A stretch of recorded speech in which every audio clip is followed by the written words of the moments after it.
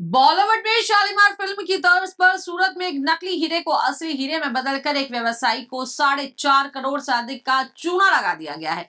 हीरा सिरोही जिले के बाट गांव निवासी दलपत पुरोहित के चूल्हे में दबाया हुआ मिला। मामला फिल्मी स्टाइल का है, लेकिन घटना असली है और आरोपी सिरोही के बताए जा रहे हैं। आरोपियों की संख्या 5 बताई जा रही है और पुलिस ने दलपत समेत अन्य को जो है दबोचा है, लेकिन मुख्य आरोपी हितेश अभी फिलहाल जो है फरार चल रहा है। गुजरात के सूरत शहर में एक हीरा ठगों का मामला सामने आया, जिसमें पुलिस को चुनौती दे डाली और चोरी हुए हीरे की कीमत 4.55 करोड़ से भी अधिक बताई जा रही है। मामले के अनुसार चालक ठग ने 10.8 कैरेट के असली हीरे की जगह एक नकली हीरा रख दिया था, जिसे ग्राहक को बेचने की कोशिश भी की गई थी। आप देखिए, 24 जून को यह चोरी हुई थी, जब गुजरात के एक व्यापारी के कार्यालय से एक दुर्लभ हीरा चोरी हो गया, जिसका पता राजस्थान के एक गांव में होना बता। इस मामले में अक्षर जेम्स के मालिक चिराग शाह का वो भी शामिल माना जा रहा है। अब देखिए कि व्यापारी चिराग शाह ने पुलिस को सूचना दी, जिसमें मुख्य आरोपी हितेश पुरोहित को गिरफ्तार कर लिया गया। हितेश के साथ और भी अन्य आरोपी शामिल हैं, जिनमें दलपत पुरोहित नामक व्यक्ति शामिल है, जिन्होंने हीरे के व्यापार में अपनी भूमिका निभाई थी। पुलिस के मुताबिक हितेश ने दलालों के माध्यम से शाह और उसके बेटे से संपर्क किया और हीरे की खरीदारी की बात कही। इसके बाद 8 जून से 24 जून तक चली बातचीत के बाद हितेश ने योजना बनाई और प्रयोगशाला में बनाए गए नकली हीरे को मूल हीरे के साथ बदल दिया। मामले की जांच में सूरत जो है महेंद्रपुरा पुलिस ने बड़ी सफलता हासिल की है, जिसमें असली हीरे को बरामद किया गया है और एक आरोपी को गिरफ्तार कर लिया गया है। अभी भी मुख्य आरोपी के पीछे पुलिस लगातार उनसे जो है पूछताछ जारी है और जिसे गिरफ्तार करने की और जो इसमें लोग शामिल हैं उनको गिरफ्तार करने की पुलिस जो है लगातार प्रयास कर रही है। इस मामले में डीसीपी भागीरथ गढ़वी ने कहा कि पुलिस ने आरोपियों की खोज के लिए अलग-अलग टीमें बनाई हैं और राजस्थान, पालनपुर, मुंबई आदि जगहों पर जांच की जा रही है। इस मामले में बड़ी संख्या में लोगों की गिरफ्तारी की गई है। जो भी लोग इसमें शामिल होंगे और उनको भी आगे गिरफ्तार किया जाएगा। सूरत शहर के महिदरपुरा पुलिस स्टेशन विस्तार में हीरा बाजार करके एक एरिया है जहां डायमंड की काफ़ी बड़ी मात्रा में डायमंड का बड़ी मात्रा में व्यापार होता है। इस एरिया में आज से एक हफ्ते पहले एक विश्वासघात की घटना बनी थी, जिसमें आरोपी हितेश, ईश्वर और कमलेश ने मिलकर जो फरियादी है उसके पास से 10 कैरेट से ऊपर का एक ओरिजिनल डायमंड, जो हार्ड शेप का डायमंड था, उसकी वो डायमंड ले लिया था धोखाधड़ी से।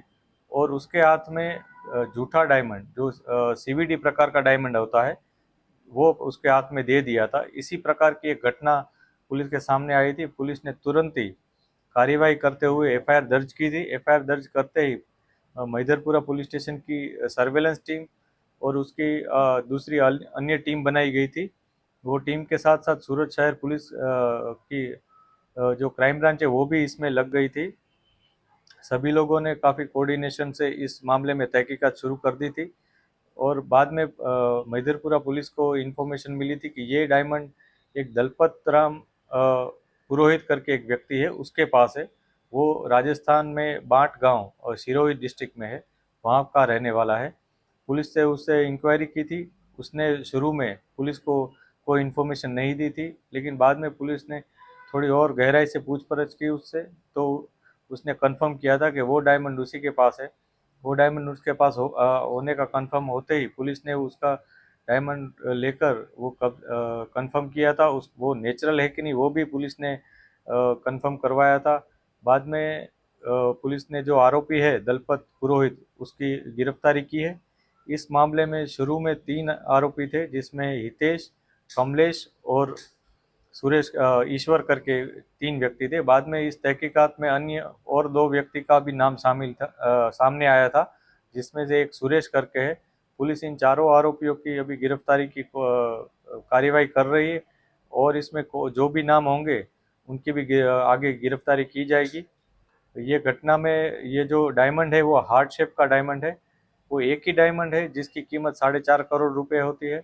पुलिस ने काफ़ी मेहनत से डायमंड भी कब्जे में लिया है और साथों साथ जो सीवीडी डायमंड था वो भी पुलिस के पास है।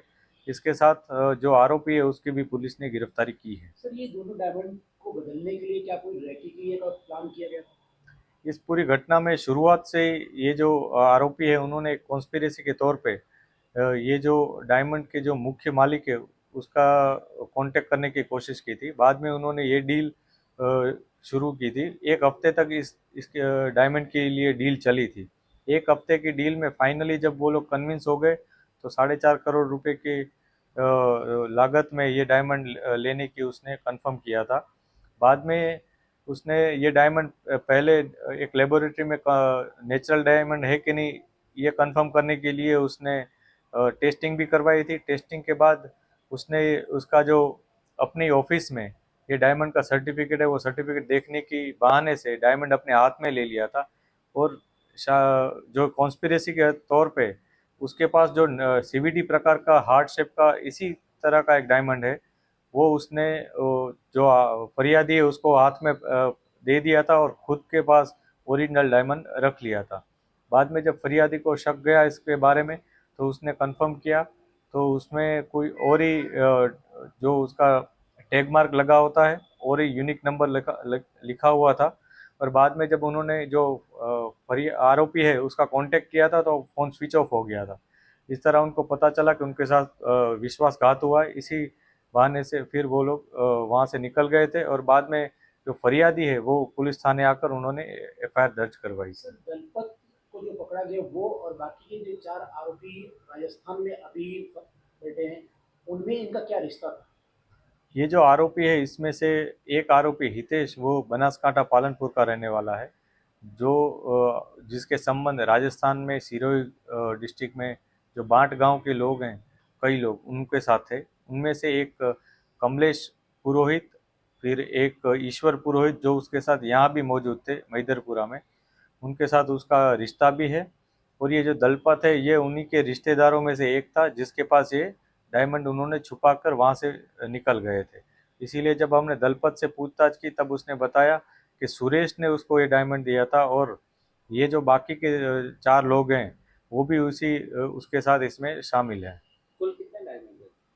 एक ही डायमंड है वो हार्ट शेप का डायमंड है जिसकी कीमत 4.5 करोड़ रुपए है और जो 10 कैरेट से ऊपर का डायमंड है। दलपत से जब पूछताछ हुई तो क्या कुछ पता था? उसने बताया कि ये हीरा कहाँ बेचने वाला था, किस फिराक में था?